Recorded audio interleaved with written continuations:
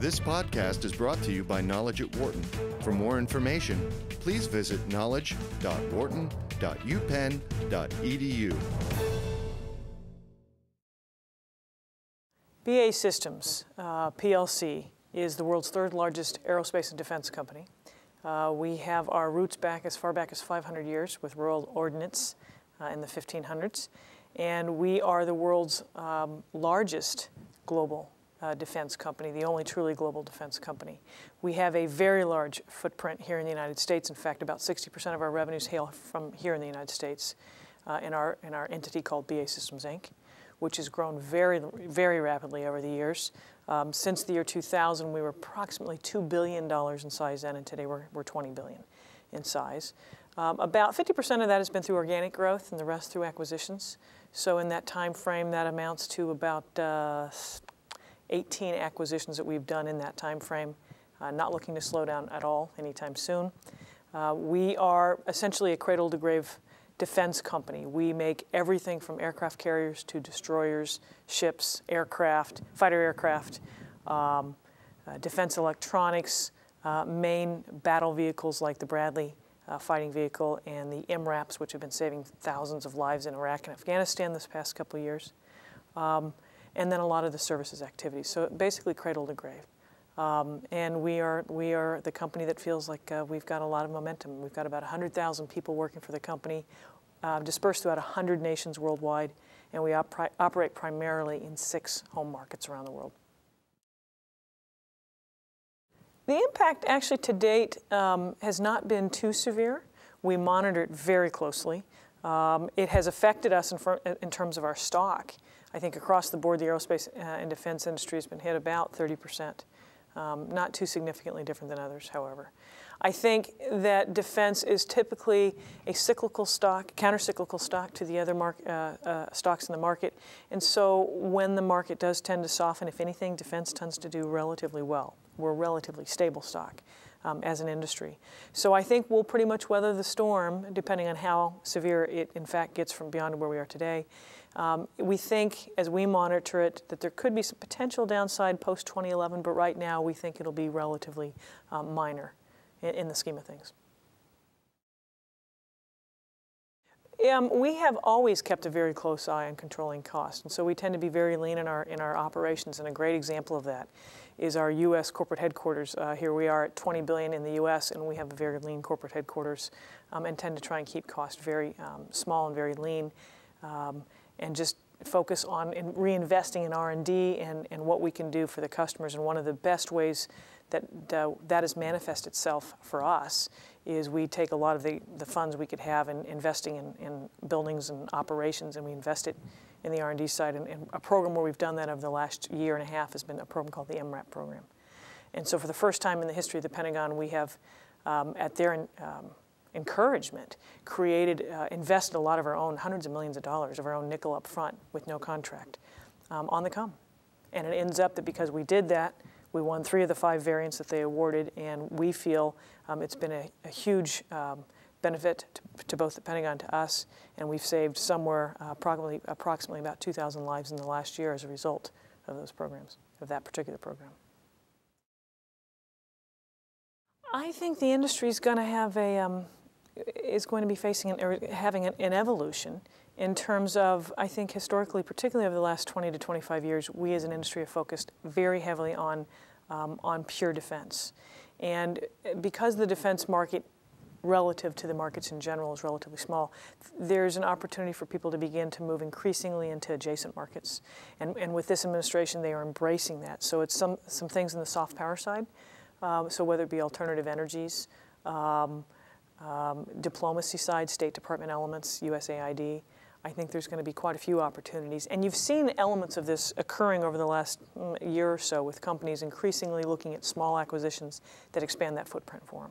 So it's not going to be just purely looking in the stovepipe of the battle space, but looking across the defense and aerospace continuum that is both the battle space, the transition space, and the peace space. We manage innovation any number of ways, given our broad footprint here in the U.S.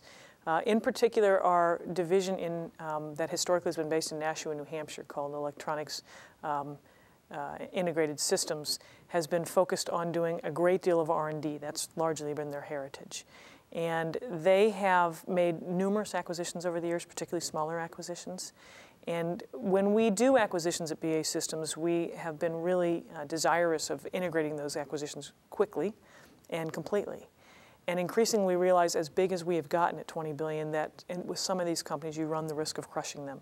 So as we've made some of these acquisitions, we've continued to give them some degree of autonomy to ensure that we don't crush that entrepreneurial spirit and that they continue to do really good things for the customer. So that's been a big primary focus for us in wanting to make sure as we get so big that we don't lose that innovation. Another element is what we call, it's the national, or actually now international program called FIRST, which is a program that we are the lead sponsor on. It stands for recognition, for inspiration recognition in science and technology, which is a program that works with high schools around the world increasingly, where engineers across industry team with these high school kids over a period of several months and help them and advise them, mentor them, and show them as they're putting together their various projects that ultimately go into a competition at the Georgia Dome with 70,000 kids from around the world. It is all about investing in the next generation of scientists and engineers and mathematicians, technologists, to make sure that America keeps its edge in particular, and that we continue to focus on the priorities of science and engineering, not just on the entertainment world or the sports world as a nation.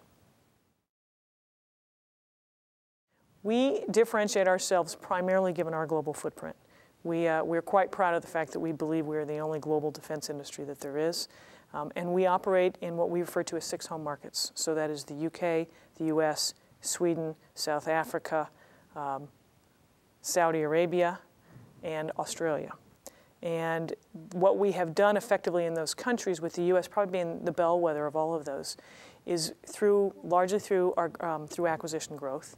We have gone in and grown in countries where it's a home tailored approach. So in the U.S. market, in the U.S. team where we have 56,000 employees, 50,000 of them are Americans, and that's important. We're increasingly doing the same thing in Saudi, where we are what we're referring to as the Saudiization of Saudi Arabia, where currently we have about 50% of our workforce there. It's approximately 1,600 employees. 50% of them are Saudi nationals. And we are trying to take that up to 75%. Same thing as we've grown in the other markets around the world. So we are looking to have that global footprint, and where it has benefited us is because of that global footprint, we've been able to be much more efficient and effective in our delivery of products and services for the U.S. customer. A great example. When we made the investment that we did several years ago in the MRAC program to counter the IED impacts in Iraq and Afghanistan, the only reason we were able to do that, the customer put out ultimately a procurement campaign, and typically to do something of that magnitude would take several years to field a product. And because of our acquisitions, we were able to knit together our divisions in South Africa, in Sweden, in Sealy, Texas, Santa Clara, California, York, Pennsylvania, and then multiple other sites between London and the rest of our U.S. market, and bring together a global team and field a product in 2 months, which was unheard of in the history of the industry.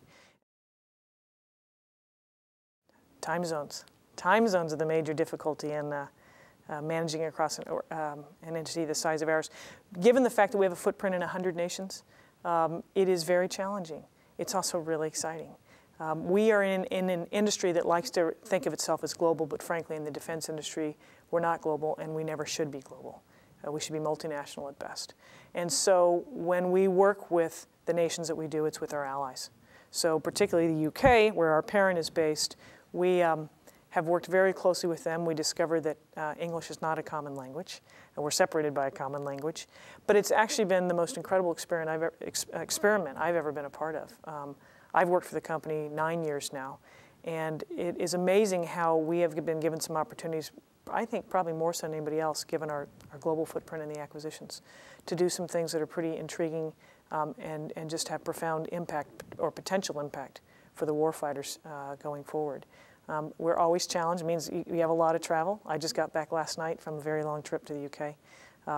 But there's a real opportunity for us to try and make a difference. And frankly, the last time we went to war without particularly the British as our allies, You're hard-pressed to think of when that was. So we don't fight our wars without our allies, so increasingly we look at it as an opportunity to be much more effective and efficient in terms of how we do our manufacturing and our delivery to customers.